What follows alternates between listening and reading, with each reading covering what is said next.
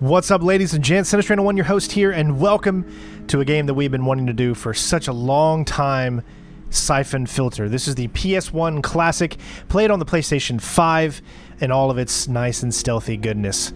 Well, we have a lot to talk about, so first off, we're going to go ahead and load up the game, let a few cutscenes play, and then we'll get into the meat and gritty of the walkthrough. Don't forget to smash that like button, and away we go. 989 Studio.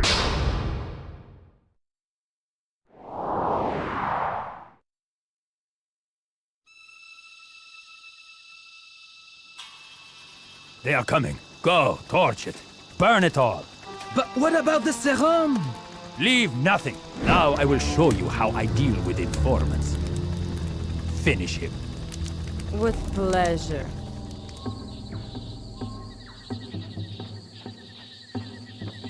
These are the coordinates Ellis sent. Over there.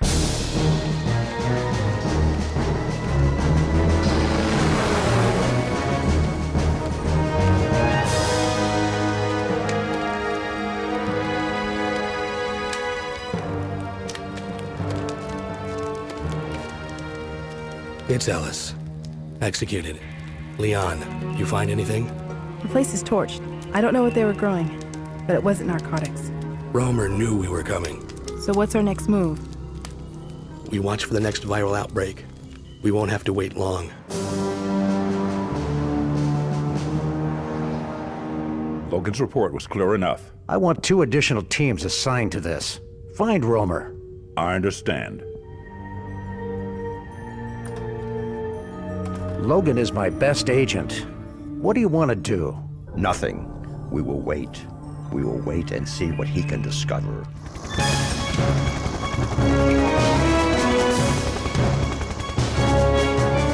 Our WHO contact was correct. Everyone within 100 miles is dead. Not everyone. This man is still alive. How is that possible? It's not.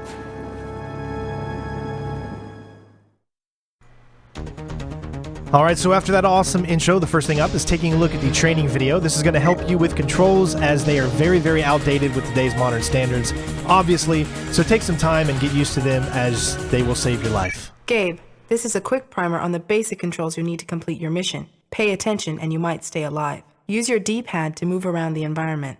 By pressing L1 in conjunction with the D-pad, you can aim your weapons for accurate fire.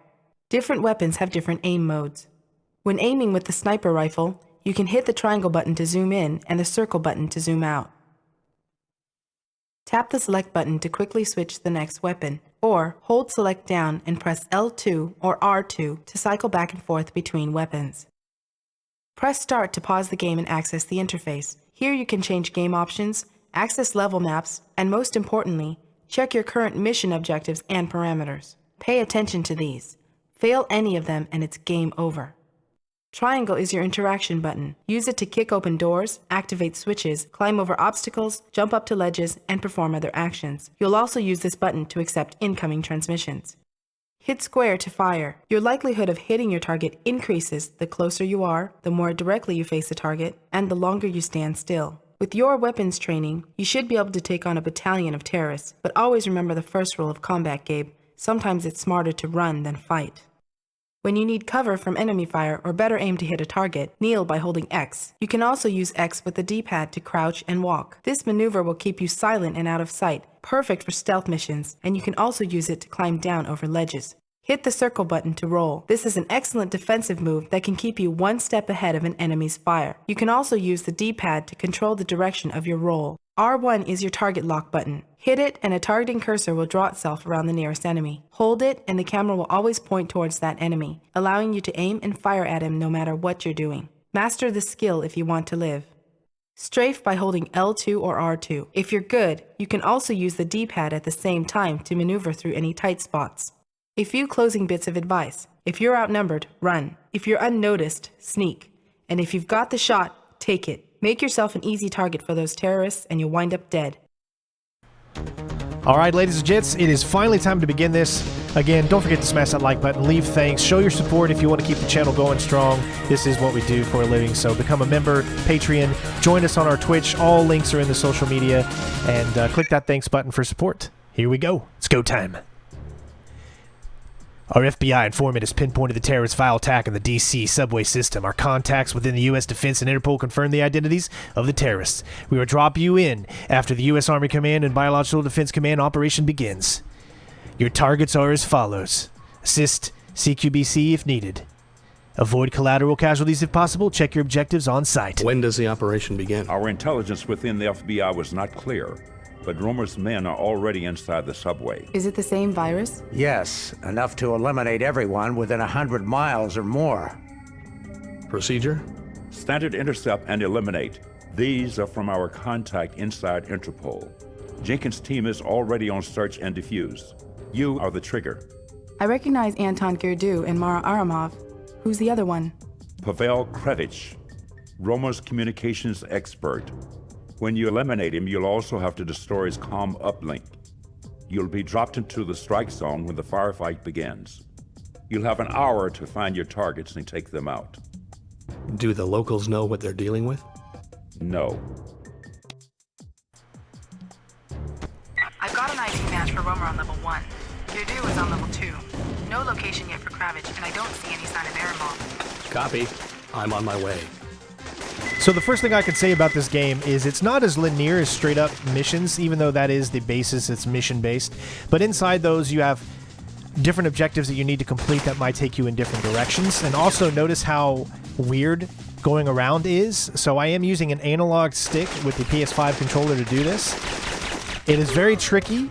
It will take you time to get used to, especially if you've only played modern for third-person shooters. It's going to be really, really weird. So give me a little bit of time. I suppose after the second or third mission, I will be getting better at this strafing and all that kind of stuff.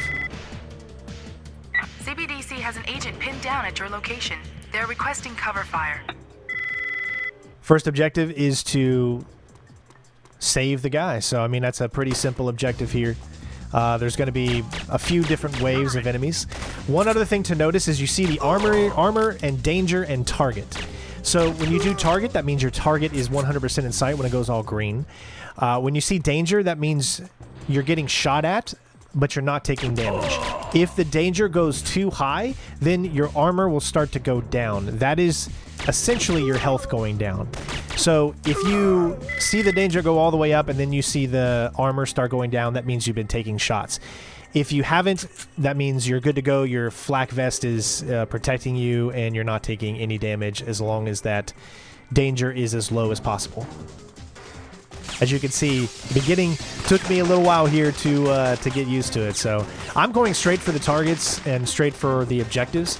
So you can spend some time around here, get used to the shooting and whatnot, but I'm going to be heading straight for the objectives and getting through them lickety-split. These missions aren't very long. Most missions are going to take you between 5 to 10, maybe 15 minutes. It just depends on how much better you're getting at the game. There's no way to choose a difficulty. We can go ahead and skip these enemies right here, but as you can see, it can get a little tough. There's also first-person aiming as well, and you're going to use that a few times here. We're going to move to the right, and we have a little bit of a cutscene, and then we'll move on to our next objective. Gabe, I'm getting interference. You must be near their communications array. Kravitch. So you can sneak and be stealthy, and I recommend you hitting that button around in here. You have better aim if you're stealthed and sneaky and kind of crouched, but you need to get a headshot here, otherwise it'll take a while for this guy. This is the first target, Kravitch. If you can get a headshot, go for it. It's a little hard to do. You have to use inverted aiming on this, just so you guys know. There is no normal aiming. It's either locked on or inverted aiming when you go first person. I've taken out Kravitch and destroyed the comm equipment, but I don't see their uplink dish. I'll trace it.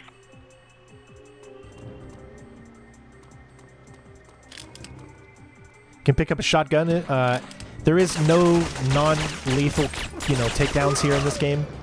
It's all, I think even the taser pretty much kills them. If you take a look at it, you'll see up here in a little bit. You can roll with the circle button, which allows you to kind of make sure you don't take as much damage. And you see the target's health in that target thing when it lights up. It means that you are aimed at a target, and that is obviously their health. So I love the system, how it all works together. It's just the movement can take a lot of time because you got to remember, back in the day, there was no second There wasn't an analog stick at this point in the PlayStation cycle, or maybe there was, but this was not implemented with it yet, because you do know that at some point around 1998, they implemented a PS controller that actually had one analog stick to it, I believe.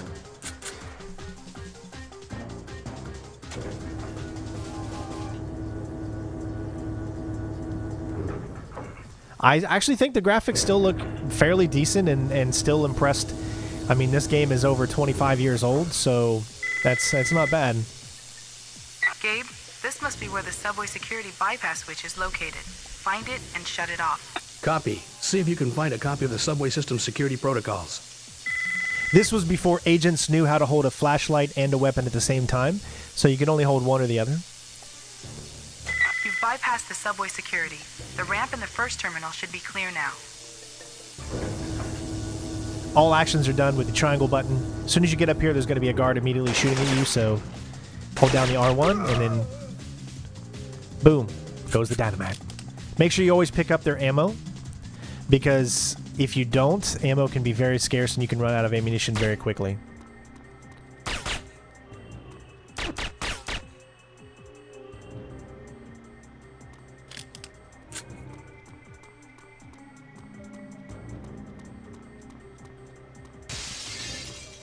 This is the only game that I know of that was using this type of maneuver mechanics, but then again, this is one of those games that kind of set a standard, you know? I wouldn't say it modeled itself after Metal Gear Solid, obviously, but they took it just a little bit step further with intuitive controls. Romer's men have set a viral bomb on level 1. If you find it, tag it. I'll give its location to CBDC. Copy. Where's Romer? Level 2. I'm on my way. So essentially what we did earlier was unlock the way to be able to go down here, and now that we can, we need to take out both bombs. First one is going to be over here on this side, so immediately get over here. There's going to be about 3 guards that'll start to aim at you.